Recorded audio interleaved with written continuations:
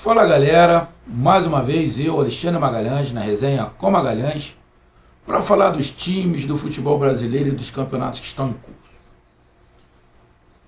Quarta-feira, feriado, dia 2 de novembro, dia de finados, onde a gente acaba relembrando, né, de muitas pessoas que passaram por nossa vida de maneira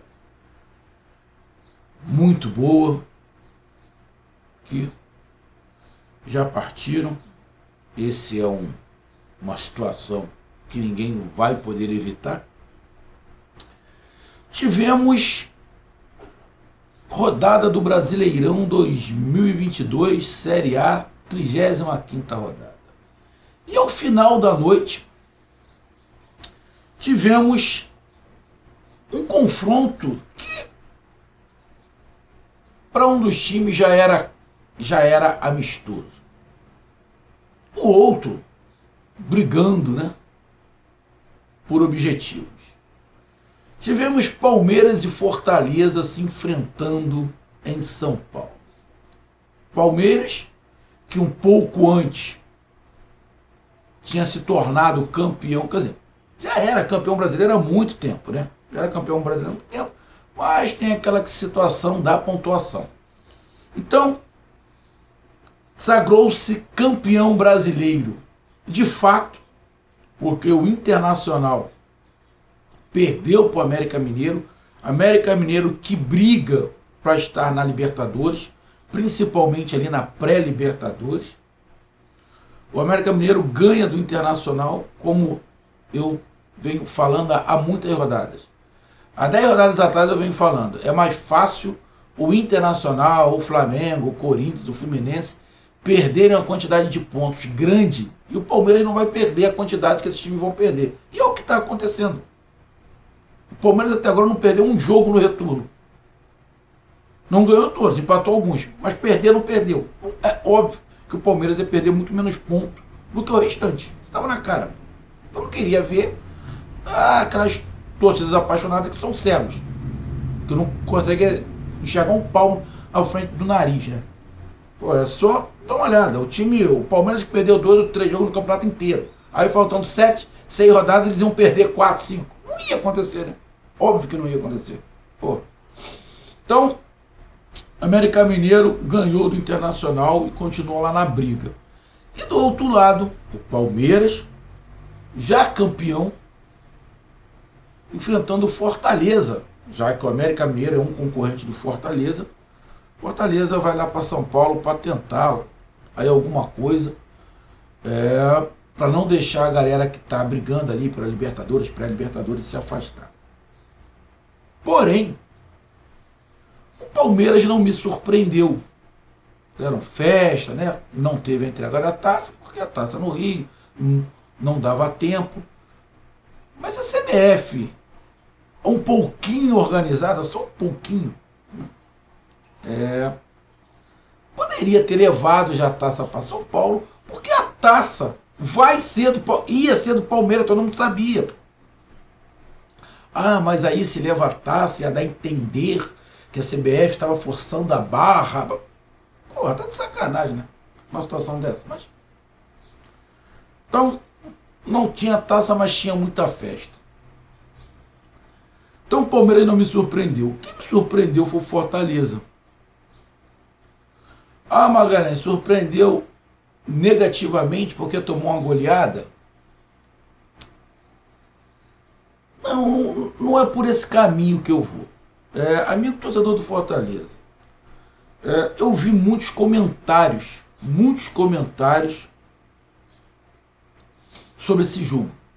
Eu não costumo assistir comentários sobre esse jogo, mas eu acabei escutando os comentários. E sinceramente eu não sei se eu tenho a mesma opinião da maioria. Vocês podem falar, pô, o Magalhães está louco. Não, sinceramente eu não tenho a mesma opinião da maioria, não. Vão falar, pô, então você viu outro jogo. Provavelmente eu devo ter visto outro jogo que a torcida do Fortaleza não assistiu, que a grande maioria aí não assistiu, Então eu vou dar a minha opinião desse jogo que eu vi.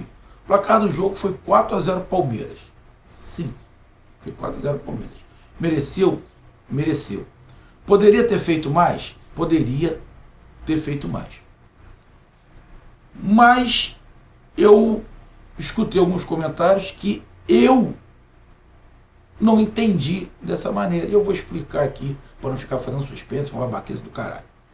Tá? Então, antes de eu explicar o meu ponto de vista, eu peço que você curta, compartilhe, inscreva-se no canal, dê o seu like, ative a notificação, coloque seus comentários. Entre no nosso WhatsApp, que é o 022 9922 5412, que está aqui embaixo na descrição do canal. Você vai lá, diz o seu nome, o time que você torce, que eu coloco você no grupo do seu time. Só para lembrar, para falar de futebol, não é para falar de política nem de religião. E se você quiser ajudar o canal a crescer, você pode ajudar através do Pix, que é o número do nosso WhatsApp. Você pode ajudar através do Superchat, quando estiver fazendo live. E você pode ajudar através do clube de membros do canal Resenha com Magalhães, aqui embaixo de azul. E agora você pode ajudar através do Valeu, que é esse coração com cifrão que está do lado do compartilhar. Valeu? Então vamos aqui de cara para a classificação. O Palmeiras, como eu falei, campeão, ninguém pega, acabou, ritmo de festa agora, 77 pontos. Merecidamente. Merecidamente. E o Fortaleza fica ali com 48 pontos na 10ª colocação. O América Mineiro ultrapassa, está na 9ª com 49, mas é G8. É G8. Então, o que importa para o Fortaleza é o Atlético Mineiro e o São Paulo, que estão lá. A diferença para o São Paulo é de 3 pontos. Se na próxima rodada o São Paulo perde o jogo e o Fortaleza ganha, o Fortaleza já fica com o mesmo número de pontos do São Paulo. Então você pega aqui o São Paulo, os próximos 3 jogos do São Paulo é contra o Fluminense lá. O Fluminense já está classificado para a fase de grupos da Libertadores. Beleza? Já está classificado. Mas, acredito eu, que o Fluminense queira ficar numa classificação boa, e o Fluminense tem condições de ser o segundo colocado do Campeonato Brasileiro, porque ele está a 3 pontos do Inter. Acho que o Fluminense vai brigar por isso, porque é um din-din a mais. O Fluminense não está rico, está precisando de dinheiro, como todo mundo precisa. Mas o Fluminense precisa mais até para investir para a Libertadores do ano que vem, já que já está na fase de grupos. A briga que tem neste momento são 3 vagas. Uma vaga de Libertadores na fase de grupos e 2 de pré-Libertadores. Aonde nesse momento tem Atlético Paranaense, Atlético Mineiro e São Paulo. Então, para brigar contra o Atlético Paranaense, Fortaleza não dá. E ela de distância de pontos não dá. Mas pela pré-Libertadores, Fortaleza dá. Então o São Paulo tem o Fluminense. Um jogo difícil para o São Paulo. Na qual o Fluminense pode ganhar. Em casa, no Maracanã. Pode ganhar do São Paulo. Depois o São Paulo pega o Internacional, que também já está na fase de grupos, mas também quer ficar na 2ª colocação. No mesmo caso do Fluminense. E depois fecha contra o Goiás. O Goiás não tem perigo de rebaixamento, não tem nada, então é um jogo talvez ali por posição do Goiás, mas não tem um apelo tão grande, na minha opinião, como Fluminense e São Paulo. Mas de repente, apesar do Goiás não ter perigo de cair, mas pode dar uma complicada ali no último jogo. Então, os jogos do São Paulo não são fáceis, são jogos complicados. Então, dá pro Fortaleza. O Atlético Mineiro, que está um pouquinho à frente, está ali com 1 ponto a mais. Os 3 últimos jogos é o Botafogo em casa, Cuiabá e o Corinthians. Já é teoricamente mais fácil o Atlético Mineiro. Apesar de não estar jogando muito, mas teoricamente é mais fácil. A tendência é que faça mais pontos e acho mais difícil o Fortaleza alcançar o Atlético Mineiro, apesar de ser diferente de 4 pontos, mas só faltam 3 jogos. Então, o foco é o São Paulo perder pontos. Também, lógico, o América Mineiro, que está na frente, não ganhar. O América Mineiro, que está 1 ponto na frente, os 3 últimos jogos são Bragantino fora, Palmeiras já campeão e o Atlético Goianiense. também não é uma tabela das mais difíceis. Também não é uma tabela das mais difíceis assim. São jogos parelhos, principalmente contra o Bragantino. O Palmeiras provavelmente vai dar, já folga muitos jogadores porque merecem. E o último jogo é um jogo, vai ser difícil, porque o Atlético Goianiense está brigando contra o rebaixamento. Então é uma tabela relativamente também, não é fácil, mas é uma tabela ali que dá para fazer os pontos. E o Fortaleza tem Atlético Goianiense na próxima rodada, brigando contra o rebaixamento. O Bragantino, que não briga ali por Libertadores, simplesmente não vai cair também, briga ali por posição. E pega o Santos fora de casa. Bom, olhando os jogos do Fortaleza, do América Mineiro e do São Paulo, o Fortaleza continua na briga pela Libertadores. Então, na minha opinião, meus cálculos, mesmo com a derrota do Palmeiras hoje, os 3 jogos que faltam, ainda dá para o Fortaleza chegar na pré-Libertadores, olhando também os jogos dos adversários diretos. Então vamos lá. O Palmeiras não tem que falar porque já é o campeão. Agora vamos lá para o jogo. Eu vou ser bem sucinto. O que me chamou a atenção nesse jogo, eu vi muita gente falando, pá, vergonhoso, humilhação. Cara, olha só. O Fortaleza não jogou contra o 30 bolinhas da 10ª divisão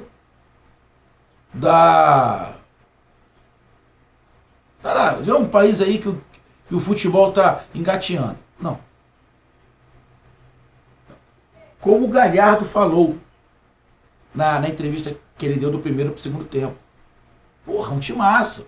Os caras têm muita qualidade. Jogadores, de seleção brasileira. Time muito bem encaixado. Que até semana passada era o atual campeão da Libertadores. É o atual campeão brasileiro. O Fortaleza não jogou contra ninguém. Ah, mas ser goleado é sempre humilhação. Sim. Ninguém gosta de tomar uma goleada. Mas o primeiro ponto é que não jogou contra ninguém. Jogou com um time que no retorno não perdeu para ninguém no Campeonato Brasileiro. Perdeu acho que 3 vezes. Se não estiver enganado aqui. 2 vezes. O Palmeiras perdeu 2 vezes. Tem o melhor ataque, a melhor defesa, em tudo melhor. Porra. Esse é o primeiro ponto. Segundo ponto. O que me chamou a atenção é que o Fortaleza sempre teve uma maneira de jogar. E esse ano, as coisas não deram muito certo. No Campeonato Brasileiro, porque na Libertadores conseguiu ter um desempenho bom. Mas no Campeonato Brasileiro a coisa não andou. E muitos riscos. O Vojvoda teve mudança de time, mudança de elenco, perdeu alguns jogadores importantes, mudou o esquema e fez um time reativo em qualquer lugar. Teve jogos dentro de casa que o Fortaleza teve a inferioridade de posse de bola. Então mudou, mas funcionou. Saiu da última colocação, saiu da zona de rebaixamento, saiu do risco de ser rebaixado e começou a sonhar com a pré-Libertadores. Desta maneira, jogando de maneira reativa. E para minha surpresa, o que me chamou a atenção é que justamente contra o campeão brasileiro, o Fortaleza cisma de querer jogar, querer encarar. Porque na minha visão, o jeito que o Fortaleza jogou, ele quis encarar o Palmeiras. Ele não jogou atrás, ele não ficou fechadinho atrás, fez blocos, ele tentou jogar contra o Palmeiras. Diferentemente do que ele vinha fazendo. Talvez seja porque já não tem perigo nenhum de cair, e por achar, eles estão em festa porque foi campeão, talvez deu uma relaxada. Não acredito que seja isso. Eles relaxaram. Não. Mas talvez o Vojvoda falou, pô, vamos, como a gente não vai mais cair, vamos arriscar um pouquinho. Vamos jogar. Não só evitar que o adversário jogue, vamos jogar. Se foi isso que ele propôs, e pelo que parece foi isso, porque o Fortaleza estava muito espaçado em relação aos outros jogos que jogava em bloco lá atrás, ele errou. Você não pode jogar de peito aberto contra o Palmeiras, contra o Flamengo, não dá. É bem complicado. Contra o Fluminense, é um time que ataca bastante. Isso é complicado. Então, na minha opinião, o Vojvoda errou na tática. Errou por completo na tática. Ele tentou jogar. Esse era um jogo que era para tentar evitar que o Palmeiras jogasse. E tentou jogar. Você via que o time estava espaçado, estava querendo ir para cima. Só que começou a sofrer muito. E você percebe que o time estava querendo jogar, estava avançando, pelo segundo gol. Pelo segundo gol. Bola enfiada do lado direito, às costas do Capixaba. O primeiro gol também é uma prova. Estava a linha defensiva lá em cima. Um passe entre os zagueiros, pega o Rony. O grande problema, acho eu, e aí fica muito nítido o porquê que o Vojvoda estava jogando atrás, é que a zaga não acompanha o meio e o ataque. A zaga não acompanha. O Tinga pode até acompanhar, mas o Tite não consegue mais acompanhar. Então, o ataque sobe para marcar, o meio de campo sobe, só que a zaga não sobe muito porque o Tite fica naquela. Se jogar bola, não tem como voltar. Eu não tenho pique para voltar. Então, a zaga acaba ficando um pouco. Isso é que me chamou a atenção no fato de querer jogar. Então, toma 2 gols assim, mas tenta jogar. Palmeiras recua um pouquinho, tenta fazer alguma coisa ali, mas o primeiro tempo o Palmeiras é dominante. Mas justamente por causa disso, porque o Fortaleza tentou jogar e não conseguiu. Não foi a tática correta. Vai para o segundo tempo. Segundo tempo, o Palmeiras nitidamente espera um pouco o Fortaleza. O Fortaleza vai para cima e cria algumas oportunidades. O Fortaleza cria algumas oportunidades no segundo tempo. Se você pegar a posse de bola, não ficou uma posse de bola discrepante, tipo 70%, 80%. Não ficou. Ficou ali 50 e poucos por cento do Palmeiras e 40 e poucos por cento do Fortaleza. O Fortaleza teve muito mais posse de bola do que teve nos últimos jogos. No último jogo, acho que contra o Atlético Mineiro, sofreu pra cacete também, se eu não estiver enganado. Sofreu muito. Não foi uma grande partida. Mas tentou se segurar. Nesse, ele tentou sair. E teve ali no segundo tempo, cara, uns 15, 20 minutos de pressão. Colocou pressão, foi pra cima, tentou. Mas o Palmeiras tem uma bola longa muito rápida. Tem um jogador que para mim é um dos jogadores mais como é que eu vou usar a palavra? É um dos jogadores rapaz, injustiçados do futebol brasileiro, que é o Dudu. Dudu é um monte jogando bola, joga muita bola. Acho que é um dos mais injustiçados em relação à seleção brasileira. Maluco é diferenciado, muito acima da média. Eu acho uma posição sacanagem. Às vezes acontece, como o próprio Alex, o cabeção, que é rei na Turquia, mas a seleção brasileira sempre foi terceiro plano, jogava muita bola. Isso acontece em gerações, né? Aí depois do segundo tempo, mesmo o Fortaleza, que subiu um pouco de produção, mas aí quando começou a impor seu ritmo de novo, o Palmeiras fez mais um gol com... Quer dizer, tinha feito logo no início do segundo tempo um gol, mais um gol com o Rony, né? Tinha feito mais um gol com o Rony. E depois fez, fechando ali com o Hendrick. Porque o Fortaleza tentou jogar e tomou o terceiro. E tentou continuar a jogar. E até teve esse momento bom. Esse momento bom que de repente poderia ter sido um gol. O Everton, goleiro do Palmeiras, fez algumas boas defesas, algumas boas intervenções. Saiu uns 15, 20 minutos de um futebol onde o Fortaleza tentou e criou. E depois, aí já no finalzinho lá, já na metade do segundo tempo, acabou tomando o gol do Hendrick, que foi 4-0. Aí o Fortaleza se perdeu por completo, poderia ter tomado o quinto, sexto gol, que não estaria